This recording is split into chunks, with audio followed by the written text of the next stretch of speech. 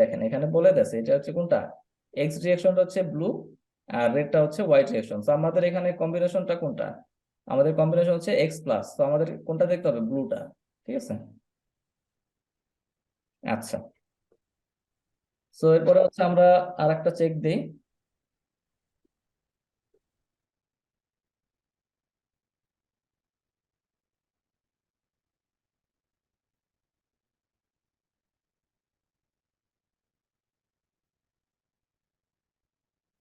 আচ্ছা, এরপরে আমাদের 2 নম্বর চেকটা হচ্ছে টরশনাল ইরেগুলারিটি চেক। তো বিএনবিসি তে, আচ্ছা আমি এখান থেকেই দেখাই দিই।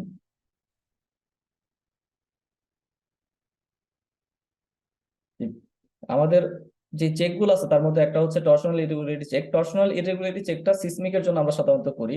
তো সিসমিকের জন্য যখন আমরা টরশনাল ইরেগুলারিটি চেক করব তখন এর লিমিটটা হচ্ছে কত দেখেন, লিমিট হচ্ছে যেই ফ্লোরটা আমরা কাউন্ট করব সেই ফ্লোরে যদি এদিক থেকে আমাদের সিসমিক ইফেক্ট কাজ করে, সিসমিক ফোর্সটা যদি আমাদের ওয়াই ডিরেকশন থেকে কাজ করে, তাহলে কি হবে, আমাদের এই দুইটা দিকের একটা ডিসপ্লেসমেন্ট পাবো আমরা। তো এই দিকে যে ডিসপ্লেসমেন্টটা, এটা যদি সাপোজ এরকম ম্যাক্সিমাম ডিসপ্লেসমেন্ট হয়, এদিকে যদি মিনিমাম ডিসপ্লেসমেন্ট হয়, তাহলে এটা রেশিওটা কত, এটা রেশিও হচ্ছে এই যে ম্যাক্সিমাম এবং মিনিমামের যে অ্যাভারেজটা আছে এবং যে ম্যাক্সিমাম ডিসপ্লেসমেন্ট আছে, এই দুইটার রেশিও কত, maximum displacement divided by average displacement. Maximum displacement divided by average displacement হচ্ছে 1.2। যদি এটা 1.2-র মধ্যে থাকে তাহলে আমাদের স্ট্রাকচারটা টরশনাল ইরেগুলারিটিতে পাস, মানে আমাদের কোনো ইরেগুলারিটি নাই। যদি এটা 1.2-র মধ্যে থাকে, এই ম্যাক্সিমাম যে ডিসপ্লেসমেন্টটা হচ্ছে এবং হচ্ছে এই দুইটার অ্যাভারেজ, এটা রেশিও হচ্ছে 1.2। আর যদি এটা 1.2 থেকে বেশি হয়ে যায় সেক্ষেত্রে আমাদের স্ট্রাকচারে ইররেগুলারিটি আছে। আর যদি এটা কি হয়, 1.2 থেকে বেশি হয়ে একেবারে 1.4-ও ছাড়াইয়া যায়, সেক্ষেত্রে আমাদের স্ট্রাকচারটা হচ্ছে এক্সট্রিম টরশনাল ইররেগুলার। ঠিক আছে, আমাদের স্ট্রাকচারটা এক্সট্রিম ইররেগুলার। আমাদের যদি এই নর্মাল ইররেগুলারিটি থাকে, অর্থাৎ আমাদের স্ট্রাকচারে যদি ম্যাক্সিমাম ডিভাইডেড বাই এভারেজ এটা রেশিও 1.2 থেকে একটু বেশি হয়, সেক্ষেত্রে অনেক সময় আমরা দেখা যায় যে এটা আহ, ছেড়ে দিতে পারি, এটা আমরা পাস হিসেবে ধরতে পারি, কিন্তু আমাদের কি করতে হবে, আমাদের এটা 1.2-র মধ্যে নিয়ে আসতে হবে, আমাদের এটা 1.2-র মধ্যে নিয়ে আসতে হবে। আর যদি এটা 1.4 ক্রস করে তাহলে অবশ্যই আমাদের এটা আমাদের 1.2-র ভিতরে নিয়ে আসতে হবে। ঠিক আছে, এটা সবাই কি বুঝতে পারছেন কি বললাম, যদি এটা 1.2 থেকে সামান্য বেশি হয়, সাপোজ 1.21 বা 1.2205, এরকম সামান্য একটু বেশি হয়, সেক্ষেত্রে অনেক সময় আমরা হয়তো এটা কনসিডার করি বা এটা ছেড়ে দিই, কিন্তু কোড কিন্তু অ্যালাউ করতেছে 1.2 পর্যন্ত। তো আমাদের বেটার প্র্যাকটিস হচ্ছে 1.2-র বাইরে গেলেই আমাদের কি করতে হবে, আমাদের ওরিয়েন্টেশন গুলো, আমাদের স্ট্রাকচারের ওরিয়েন্টেশন, আমাদের কলাম শেয়ার ওয়ালা ওরিয়েন্টেশন গুলো এমন ভাবে করতে হবে যাতে আমাদের লিমিটটা 1.2-র মধ্যে থাকে। আর এটা যদি কোনো ক্ষেত্রে দেখা যায় যেটা 1.4-এ চলে গেছে, সেক্ষেত্রে কিন্তু অবশ্যই আমাদের এটা ইরেগুলারিটি আর রাখা যাবে না, আমাদের এটা রেগুলার করে ফেলতে হবে, অর্থাৎ আমাদের 1.2 লিমিটের মধ্যে নিয়ে আসতে হবে। ঠিক আছে, তো এখন আমরা এটা চেক করে দেখবো যে আমাদের স্ট্রাকচারে টরশনাল ইরেগুলারিটি আছে কিনা।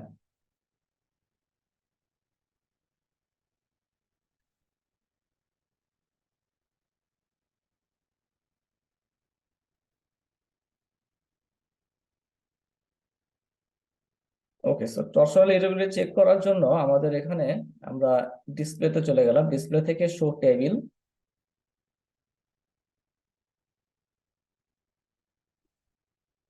টেবিল থেকে অ্যানালাইসিস রেজাল্ট, অ্যানালাইসিস রেজাল্টের ভিতর থেকে জয়েন্ট আউটপুট। যেখানে আমি কিন্তু স্টেপ গুলো দিয়ে দিছি, যারা প্রথম দিকে প্র্যাকটিস করতেছেন আপনারা বুঝতে অসুবিধা হলে যে এখানে এখানে কিন্তু স্টেপটা দেয়া আছে যে আপনি কিভাবে এই ভ্যালুটা খুঁজে পাবেন। ঠিক আছে, table analysis result, table analysis result থেকে জয়েন্ট আউটপুট, জয়েন্ট আউটপুট কি, এরপর ডিসপ্লেসমেন্ট, এরপরে হচ্ছে কি story maximum over average displacement.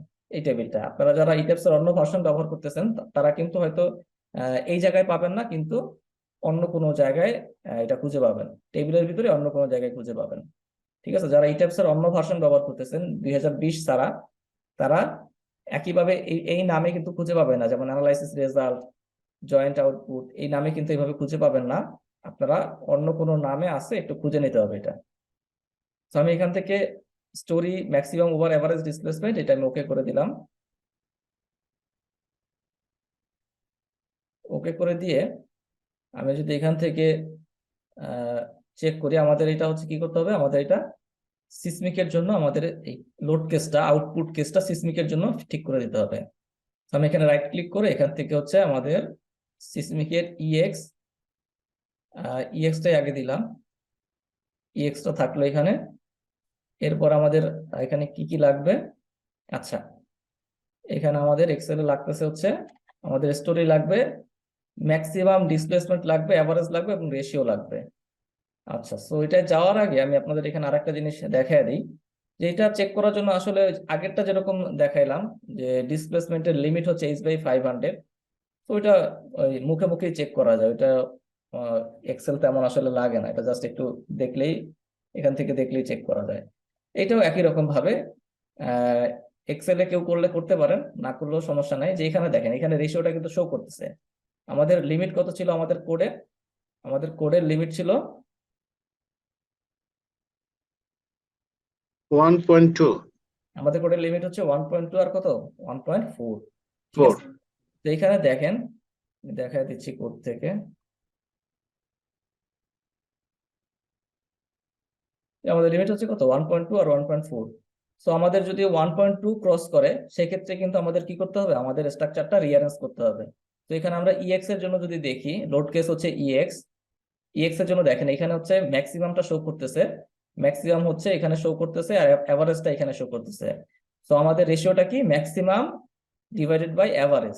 তো এখানে কিন্তু রেশিওটা অটোমেটিক দেওয়া আছে, যে ম্যাক্সিমাম এবং এভারেজের রেশিও কত, এখানে আছে হচ্ছে 1.0, মানে আমাদের এটা ঠিক আছে 1.07, 1.08, এখানে 1.12, 1.1।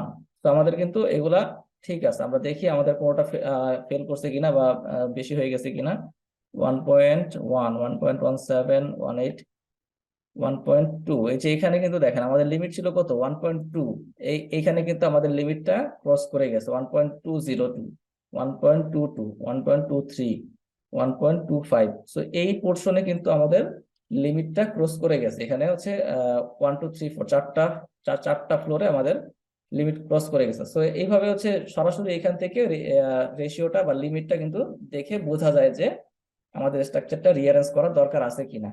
একইভাবে আমি যদি এখানে লোড কেস ইউআইটা দেই, সেক্ষেত্রে কিন্তু ওই যে আমি এখানে দেখতে পাবো যে আমাদের এখানে রেশিওটা কত আছে 1.08, এখানে হচ্ছে 1.16, 1.2, এই জায়গাগুলোতে কিন্তু কি আমাদের স্ট্রাকচারটা দেখেন 1.2 থেকে বেশি হয়ে গেছে। এখানে 1.34, 37, তো এখানে কিন্তু আমাদের প্রায় এক্সট্রিম ইররেগুলারিটির কাছাকাছি চলে গেছে 1.376, এটা কিন্তু অনেক বেশি ভ্যালু চলে আসছে। তো এটা আমরা চাইলে এক্সেলে নিয়েও চেক করতে পারি। তো আমি এখান থেকে এক্সেলে যদি দেখাই দিই আপনাদেরকে, যে প্রথমটা হচ্ছে আমাদের ইএক্স এর জন্য। সো ইএক্স এ যদি আমি যাই, এখান থেকে আউটপুট কেস ইএক্স এ গেলাম, এরপরে এখান থেকে হচ্ছে স্টোরিগুলো ইনপুট দিই আমি, এখানে যতগুলো আছে আমি সবগুলাই কন্ট্রোল-C দিয়ে কপি করে দিলাম।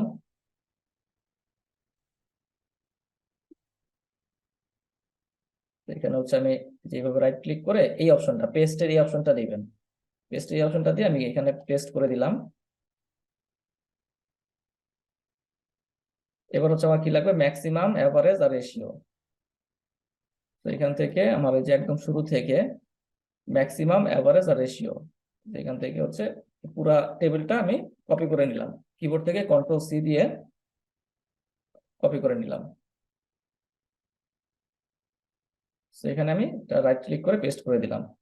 তো দেখেন এই যে যেটা ওখানে ছিল আর কি 1.2 যখন এক্সিড করবে তখন কিন্তু আমাদের এখানে শো করতেছে লিমিট এক্সিড হয়ে গেছে।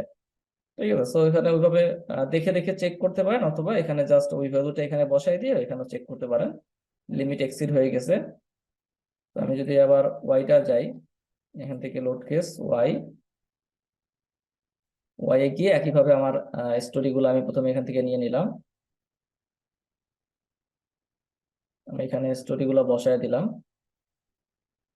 এরপরে হচ্ছে এখানে আমার ম্যাক্সিমাম, এভারেজ এবং রেশিও, এটা আমি এখান থেকে কপি করলাম, কপি করে আমি জাস্ট এই ভ্যালুটা এখানে যদি বসায় দিই, তাহলে দেখেন এখানে কি আসতেছে আমার কিন্তু এই যে এই অঞ্চলটা, এই অংশটা কিন্তু আমার কিন্তু 1.2 থেকে